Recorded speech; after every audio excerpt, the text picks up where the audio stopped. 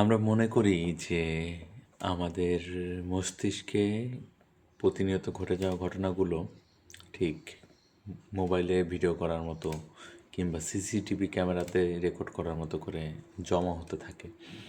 কিন্তু সেটা কিন্তু ঠিক নয়। বর্তমান গবেষণায় এখন যে বিজ্ঞান গবেষণা করছে তাতে জানা যাচ্ছে যে আমরা আসলে আমাদের অতীতে ঘটে যাওয়া ঘটনাগুলো ঠিক মোবাইলে রেকর্ড কিংবা সিসিটিভি রেকর্ডের মতো করে আমাদের মস্তিষ্ক রেকর্ড করে না, বরং হচ্ছে ওই ইনফরমেশনগুলো যে এক একটা ঘটনা এক একটা তথ্য হিসেবে আমাদের কাছে থাকে এবং পরবর্তীতে যখন আমরা মনে করি মানে রিমেম্বারের জায়গাতে আমাদের মস্তিষ্ক কাজ করে, তখন সে আসলে ওই ইনফরমেশনটাকে রিরাইট করে, মানে আবার নতুন করে লেখে। তাই আমাদের ছোটোবেলার একটি ঘটনা কিংবা কিছুদিন আগে ঘটে যাওয়া ঘটনাটা কিংবা আমাদের জীবনের স্মরণীয় ঘটনাকে আমরা যখন আবার প্রতিবার আমরা নতুন নতুন গল্প রচনা করি আমাদের মস্তিষ্কে, যেটা নতুন নতুন গল্প হিসেবে রচিত হয়।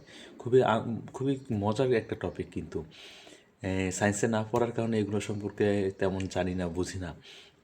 কিন্তু যখন শুনি, বিভিন্ন ভিডিওতে দেখি কিংবা পড়ি, তখন খুব ভালো লাগে যে আসলে কত বৈচিত্র্যপূর্ণ আমাদের এই মস্তিষ্ক।